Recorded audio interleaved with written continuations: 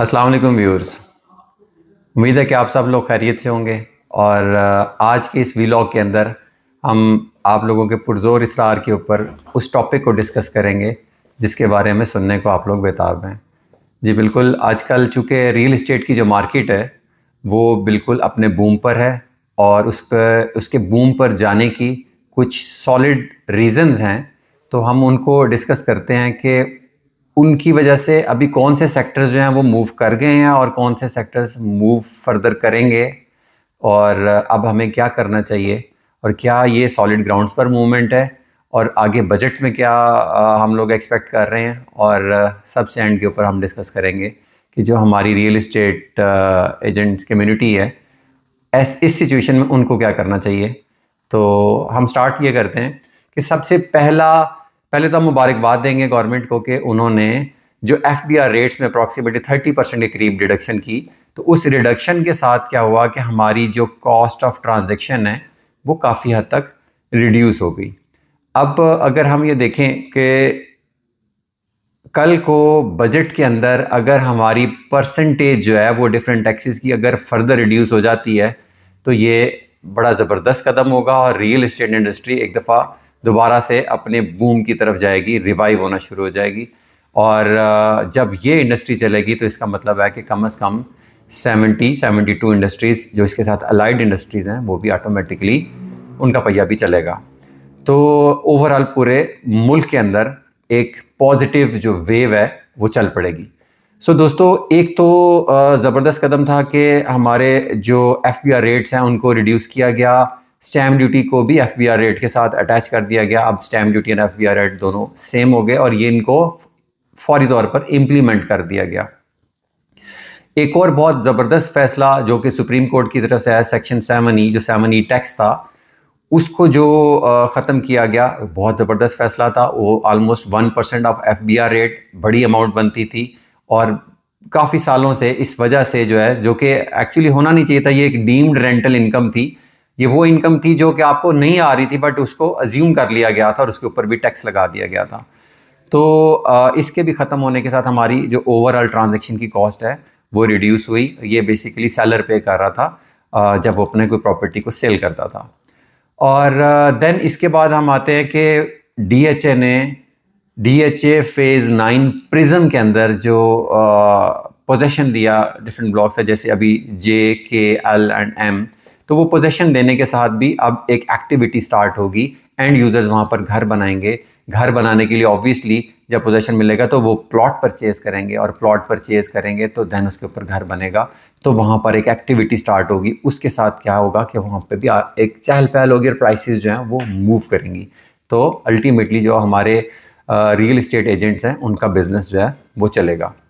और step by step इसी तरह से DHA कंटिन्यूसली डिफरेंट सेक्टर्स के अंदर जैसे जैसे पोजीशन देता जाएगा तो ओवरऑल जो फेज़ 9 प्रिज्म है इसकी पोजीशन मज़ीद बेहतर होती चली जाएगी। चूँकि ये ऑलरेडी जब मार्केट स्लम्प में थी तो इसने काफ़ी ज़्यादा डिप ली, प्राइसेस बहुत अट्रैक्टिव थी। तो अभी ये कि आप ये देखें कि लास्ट फ्रॉम 3 to 4 वीक्स इसके अंदर कम से कम भी तो 30-35 लाख रुपए का गेन आ गया है। फेज 7 को भी देखें तो अराउंड 35-40 लाख का इसमें गेन आ गया है। तो गेन आने की रीज़न ये है कि 7 के अंदर भी अगर आप ये देखें कि जैसे जैसे लोगों के घर सेल हुए तो जब बिल्डर का घर सेल होता है तो अल्टीमेटली उसको इमीडिएटली एक नया प्लॉट लेना पड़ता है ताकि वो अगला प्रोजेक्ट जो है उसके लिए लैंड को सिक्योर करे और फिर उसके ऊपर बाकी प्रोजेक्ट बना के तो उसको फिर फ्लोट करे। तो जब उसने दोबारा प्लॉट बाय किया तो ऑब्वियसली घर बिकने से वहाँ पे बिल्डर्स ने प्लॉट लिया, एंड यूजर्स ने प्लॉट लिया, तो उससे एक मार्केट में हाई पाई कुछ हम दोस्तों ने बयाने भी किए। और उसके साथ क्या हुआ कि अल्टीमेटली एक मार्केट जो है वो पॉजिटिव मूवमेंट की तरफ चल पड़ी। बहुत ज़्यादा अवेलेबिलिटी अच्छी लोकेशन की हर वक्त अवेलेबल नहीं होती, चूँकि ये लिमिटेड प्लॉट्स होते हैं। तो जैसे ही ये कुछ एलिमिनेट होते हैं तो प्राइसेस बेहतरी की तरफ चलना शुरू हो जाती हैं। वैसे भी जैसे ही कोई एक ऑप्शन क्लोज होती है तो अगली ऑप्शन उससे ऑलमोस्ट ऊपर ही आपको मिलती है, ख़ास तौर पे उन सेक्टर्स में जो डेवलप्ड होते हैं। तो इसलिए वंस अगेन रिक्वेस्ट करेंगे कि डेवलप्ड सेक्टर्स के अंदर प्ले करें ताकि आपकी जो इन्वेस्टमेंट है वो सेफ एंड सिक्योर रहे। और इसके बाद जो फैक्टर था जिसने एक बूस्ट दिया रियल एस्टेट को, वो थी Iran, America and Israel war. तो उससे क्या हुआ कि यूएई की मार्केट जो है वो बिल्कुल almost real estate market collapse कर गई। उसके कोलैप्स करने से वहाँ पर जो इन्वेस्टमेंट जा रही थी वो फर्दर नहीं गई, वो यहीं पर री इन्वेस्ट होना शुरू हो गई, और उसके साथ भी प्रॉपर्टी की प्राइसेस जो है वो इम्प्रूव हुई।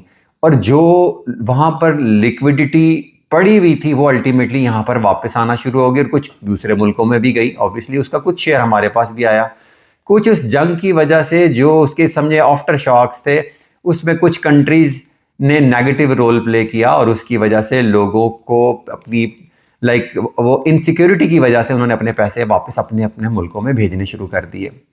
तो अब यह है कि मेरा नहीं ख्याल कि जो एटलीस्ट यूएई की जो मार्केट है वो जल्दी रिकवर करेगी, ये एक लॉन्ग टर्म प्रोसेस होगा। लेकिन एटलीस्ट ब्लेसिंग इन डिसगाइज, उस जंग की वजह से जब ये रियल एस्टेट मार्केट यूएई की कोलैप्स हुई तो उससे जो इन्वेस्टमेंट पाकिस्तान में आई और जो फर्दर आ रही है, क्योंकि इमीडिएटली लोगों की प्रॉपर्टी सेल नहीं होगी, वहाँ पर भी प्राइस ने काफ़ी डिप लिया है। तो डिप लेने के बावजूद भी आगे फर्दर चूँकि परचेज़र नहीं मिल रहा, तो जैसे जैसे मिलता जाएगा कुछ लोग इधर मूव करेंगे, कुछ लोग वहाँ पे स्टे करेंगे, कुछ कुछ और कंट्रीज़ में जाएंगे, लेकिन एक एक्टिविटी ज़रूर जनरेट होगी। यहाँ पर प्राइसेस ऑलरेडी काफ़ी लुक्रेटिव थी, तो अब लोगों को यहाँ पर एक अच्छा चार्म ऑलरेडी मिला भी, और फर्दर भी स्टिल अभी अवेलेबल है। हाँ जी, फेज़ 8 अभी तक बहुत ज़्यादा मूव नहीं किया। आप लोगों को चाहिए कि फेज़ 8 के अंदर इन्वेस्ट करें। फेज़ 6 तो ऑलमोस्ट सॉलिड है। जिन्होंने 6 के अंदर कंस्ट्रक्शन करनी है वो बिल्कुल करें। बिल्डर 6 वाले 6 में कर रहे हैं, 7 में कर रहे हैं। स्टिल अभी भी प्राइसेस जो हैं वो अट्रैक्टिव हैं। जिन लोगों ने घर बनाना है, जब वो घर बनाएंगे वैल्यू एडिशन होने के बाद तो ऑटोमेटिकली आपको 2 पैसे मिलेंगे। हाँ, आपने ये देखना है कि जो घर बनाने के लिए जो आप लोकेशन सिलेक्ट कर रहे हैं उसमें जो अच्छे प्लॉट्स हैं, अच्छी लोकेशन के प्लॉट्स हैं, उनको पिक करें। 19-20 की प्राइस के डिफरेंस की वजह से अपनी प्लॉट की लोकेशन को ख़राब ना करें। रीज़न मीन कि जब आप घर बनाएंगे ऊपर की कॉस्ट तो सेम होगी, लेकिन अगर आपने नीचे से जो लोकेशन है वो अच्छी सिलेक्ट नहीं की हुई तो उस वजह से आपके ओवरऑल प्रोजेक्ट के ऊपर इफेक्ट आएगा, जो कि कल को जब पूरी प्रोजेक्ट की कॉस्ट के पीछे हम देखते हैं अगर 10, 15, 20 लाख तो वो मैटर नहीं करते। फॉर एग्जांपल अगर एक चीज़ 10 करोड़ रुपए की है तो उस पर 15, 20 लाख, 25 लाख तो आप ऐसे ही ऑफ कर देते हैं। तो जबकि आप प्लॉट लेते हुए आपको वो नज़र आ रहा होता है कि यार अगर मैं सपोज 4 करोड़ का प्लॉट ले रहा हूँ तो मुझे 20 लाख रुपए ज़्यादा देने पड़ रहे हैं, तो वहाँ पे आपको थोड़ा फील होता है। बट ओवरऑल प्रोजेक्ट की कॉस्ट के पीछे वो आपका प्रोजेक्ट उसकी वजह से बचेगा या डूब जाएगा, तो हमेशा अच्छे प्लॉट की तरफ जाएं। इवन अगर आपने घर नहीं भी बनाना तो भी अच्छे प्लॉट की तरफ जाएं, क्योंकि महंगा होता है एक बार और सस्ता होता है हर बार। अगर आप आज सस्ता ले रहे तो कल सस्ता बेचेंगे भी, लेकिन इसका मतलब ये नहीं है कि जिन लोगों के पास बजट कम है वो प्लॉट नहीं ले सकते। वो अपनी कैपेसिटी में, अपनी रेंज में रहकर जो ऑप्शन उनके पास बेहतर आती हैं उसके अंदर जाएं और उनको आप डिसीजन लेते जाएं। आप वेट ना करें, चीज़ें परचेज करते जाएं। और फिर एक और चीज़, अब चूंकि ईद उल अज़हा करीब है तो जो हमारे ओवरसीज़ दोस्त, जो भाई जो बाहर से पाकिस्तान आ रहे हैं, ऑब्वियसली जब यहाँ पे वो देखेंगे एक मूवमेंट है, प्राइसेस मूव कर रही हैं, तो चढ़ते सूरज को सलाम, सलूट मारेंगे और वो भी इन्वेस्टमेंट करेंगे। क्योंकि जब मार्केट गिर रही थी तो वो सब सेलर थे, आज जब मार्केट बढ़ रही है तो वो सब बायर होंगे। पिछले लोग होल्ड करेंगे, अब जो आने वाले लोग हैं वो बाइंग करेंगे, और ऑटोमेटिकली फिर प्राइसेस स्टेप बाय स्टेप ऊपर जाएंगी। बट इसमें ख्याल ये करें कि जहाँ पे प्राइसेस अगर आपको समझें कि आपकी रेंज से ज़्यादा आपने ये देखना है एग्जैजुरेटेड जो प्राइसेस हैं उनको आपने थोड़ा सर्वे करके, जो 2, 3, 4 दोस्त हैं उनसे मशवरा करके आप लोग उसको बाय करें, ताकि आप कहीं पीक पे जाके ना फंस जाएं। अच्छी ऑप्शंस लें, पोजीशन वाली एरियाज़ में जाएं और फाइलों से इज्तनाब करें, बेहतर रहेगा। ये नहीं कि फ़ाइल ना लें, जिनका बजट फ़ाइल का है वो ले सकते हैं फ़ाइल, बट थोड़ा लॉन्ग टर्म के प्रोजेक्ट में जाएं, क्योंकि शॉर्ट टर्म में वो स्पेकुलेशन में तो आपको गेन दे देंगी, लेकिन इन द लॉन्गर रन आपको जो डेवलप्ड प्लॉट्स हैं, जो ऑन ग्राउंड चीज़ें एग्जिस्ट करती हैं, वो आपको सेफ भी रखेंगी। अगर मार्केट स्लो भी होती है या अगर गवर्नमेंट की तरफ से कोई फर्दर बजट में रिलैक्सेशन नहीं आती या कल को ये प्राइसेस भी चेंज कर देते हैं तो आपको फ़र्क नहीं पड़ेगा, आपकी मार्केट चलती रहेगी, क्योंकि एंड यूज़र हमेशा एग्जिस्ट करता है, लेकिन इन्वेस्टर हमेशा एग्जिस्ट नहीं करता। इन्वेस्टर सिर्फ तब एग्जिस्ट करता है जब बारिश होती है, और बारिश किस चीज़ की? पैसों की। अगर उसको 2 का 4, 4 का 6, 6 का 8 नज़र आएगा तो वो ऑटोमेटिकली बायर बन जाएगा, और अगर उसको नज़र आएगा कि मेरा 8 का 6 और 6 का 4 रह जाएगा तो वो कभी भी बाइंग नहीं करेगा। वो उस सेक्टर में जाएगा जहाँ पर उसको इम्प्रूवमेंट नज़र आएगी, जहाँ पर उसको गेन नज़र आएगा। तो दोस्तों ये तो हमने उन फैक्टर्स को देखा कि जिसकी वजह से मार्केट के अंदर एक प्लस पॉइंट आया। यहाँ पर हम अपने रियल एस्टेट एजेंट्स को सजेस्ट भी करेंगे कि दोस्तों मार्केट अगर चल ही बड़ी है तो इसको स्टेप बाय स्टेप स्लो लेकर जाए। लंबे लंबे जंप के चक्कर में, एक दिन में सारा कुछ बढ़ा लेने के चक्कर में ना पड़ना। जब आप एकदम इसको अनड्यू गेन दे देंगे, अनड्यू राइज दे देंगे, तो फिर क्या होगा कि एंड यूज़र पीछे रह जाएगा और वो कहेगा ठीक है आप इसको खुद ही बेचो, और अल्टीमेटली मार्केट फिर रुक जाएगी, क्योंकि मार्केट ऑटोमेटिकली एक इक्विलिब्रियम पे चल रही होती है, और जब आप उसका बैलेंस आउट कर देते हैं तो वो फिर रिवर्स कर जाती है। तो स्लो लेते जाएं, सॉलिड स्टेप्स लें, तो ऑटोमेटिकली मार्केट परमानेंट भी चलेगी। लेकिन अगर हम इसको चाहें कि एक ही महीने में हमने इसका पूरा जूस निकाल देना है, तो अल्टीमेटली फिर कोलैप्स करेगी। तो स्टेप बाय स्टेप जाएं, एंजॉय करें, बाकी लोगों को भी साथ लेकर चलें, उनको भी एंजॉय कराएं, और मार्केट इस तरह से लेकर जाएं कि ये स्टेबल रहे और चलती जाए। सेक्टर्स को देखते हुए बैलेंस देखें उसका, ज़रूरी नहीं, क्योंकि कभी भी पॉसिबल नहीं है कि कोई एक प्रोडक्ट कंटिन्यूसली ग्रो करती रहे। और दूसरी चीज़ भाई, अभी हम मार्केट का एक बहुत बड़ा फैक्टर कि ये जो अभी प्राइस की रिडक्शन हुई है, इसको अगर हम डिस्कस करें लाइक फेज 7 ही है, तो फेज 7 के अंदर आप ये देखें कि लाइक आपकी मेंबरशिप फीस पहले 150 थी, ट्रांसफ़र फीस 2,20,500 थी। आपको जो K236 परचेजर को जो टैक्स लगता था पहले था 3,12,900, लेकिन अब FBR रेट के कम होने की वजह से वो जस्ट 1,90,638 रह गया। इसका मतलब पहले की प्राइस और अभी की प्राइस में K236 में ही सिर्फ आपको 1,22,362 का डिफरेंस मिल गया।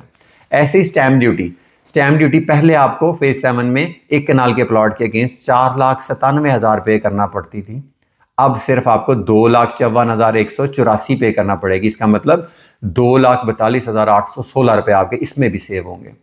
देन जब आप सेल करते थे तो सेलर C236 टैक्स जो है वो पहले 9,38,520 पे करता था, लेकिन अब FBR रेट के रिड्यूस होने के बाद सिर्फ 5,71,914 पे करेगा। इसका मतलब उसने भी 3,66,606 रुपए सेव किए। और जो 7E टैक्स खत्म हुआ, कुछ लोगों को एग्जेम्पशन मिल जाती थी, बिल्कुल ठीक, बट जिनको नहीं मिलती थी उनको पे करना पड़ता था FBR रेट का 1%। तो 2,08,560 रुपए इसमें वो भी सेव हुए। तो अगर हम ये देखें तो इस पूरी एक चेन में लाइक ट्रांजैक्शन, जब आप परचेज करते हैं देन उसको सेल करते हैं, तो खाली परचेज करके सेल करने में अदर देन 7E आपने 7,31,684 रुपए बचा लिए, और 7E की एग्जेम्पशन के बाद ये 2,08,560 जो फर्दर आपके सेव हुए, तो समझे एक ट्रांजैक्शन में सिर्फ आपने फेज 7 में 9,40,244 रुपए सेव किए। तो ट्रांजैक्शंस क्यों नहीं होंगी? बिल्कुल होंगी, होनी चाहिए भी। मैं तो बल्कि कहूँगा कि DHA भी इसमें अपना हिस्सा डाले। DHA भी अपनी ट्रांजैक्शन की कॉस्ट और मेंबरशिप फीस की कॉस्ट को थोड़ा रिड्यूस करे। जितनी ज़्यादा ट्रांजैक्शन होंगे उनको पैसे उतने ज़्यादा आएंगे, तो वो क्यों किसी एक ट्रांजैक्शन में से सब निकालना चाहते हैं? उनके लिए भी बेहतर है कि इसकी अमाउंट को कम करें, ट्रांजैक्शन के वॉल्यूम को इंक्रीज करें, आपके पैसे आपकी सोच से ज़्यादा आपके पास आ जाएंगे। सो दोस्तों, आज का व्लॉग इन्हीं पॉइंट्स के गिर्द घूम रहा था, तो उम्मीद है कि आपको ये वीडियो पसंद आई होगी, और अगली वीडियो तक के लिए आपसे इजाज़त चाहूँगा, और फिर इसी तरह के डिफरेंट टॉपिक्स जो हैं हम उनको डिस्कस करेंगे। और अगर आप चाहते हैं कि अगली वीडियो किसी स्पेसिफिक टॉपिक पे की जाए, तो आप कमेंट्स बॉक्स में वो कमेंट ड्रॉप कर सकते हैं, तो इंशाल्लाह नेक्स्ट वीडियो में हम उस टॉपिक को लेके तो फर्दर एलैबोरेट करेंगे। आपसे इजाज़त चाहूँगा। अल्लाह हाफ़िज़।